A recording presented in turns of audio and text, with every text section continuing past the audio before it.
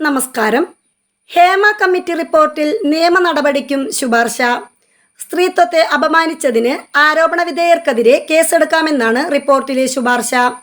IPC 354 പ്രകാരം കേസെടുക്കാമെന്ന പരാമർശം സ്വകാര്യത കണക്കിലെടുത്ത് പുറത്തുവിടാതിരുന്ന ഭാഗത്താണുള്ളത്.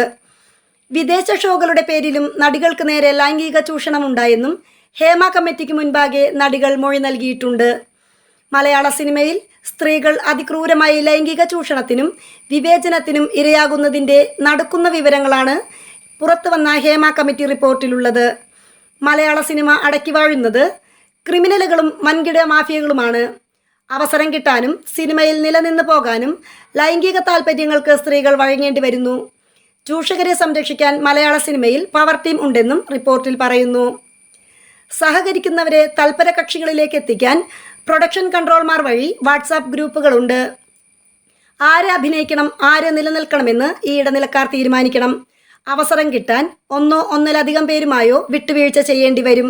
സഹകരിക്കുന്നവർ ഗുഡ് വുമൺ, എതിർത്താൽ ബാഡ് വുമൺ എന്ന ലേബലിടും. അഡ്ജസ്റ്റ്മെൻറ്റും കോംപ്രമൈസും സിനിമാ ഫീൽഡിൽ പതിവ് വാക്കുകളാണ്.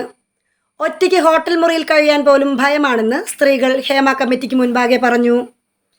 രാത്രിയായാൽ വാതിലിൽ മുട്ടുന്നത് പതിവാണ്. തുറന്നില്ലെങ്കിൽ ഇടിച്ച് വാതിൽ തകർത്ത് അകത്ത് കയറും. ലൊക്കേഷനിൽ മാത്രമല്ല സിനിമാ രംഗങ്ങളിലും ലൈംഗിക ചൂഷണം ഉണ്ടാകുന്നു. നഗ്നദൃശ്യങ്ങൾ നിർബന്ധിപ്പിച്ച് പകർത്തും. ഒഴിവാക്കാൻ ആവശ്യപ്പെട്ടാൽ സഹകരിക്കാൻ പറയും.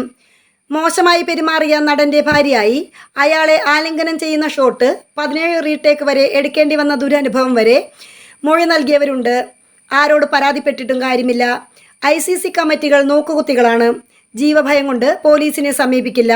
സമീപിച്ചാൽ വിലക്കേർപ്പെടുത്തുമെന്നും മൊഴിയിലുണ്ട്. News desk മലയാളാക്ഷരം.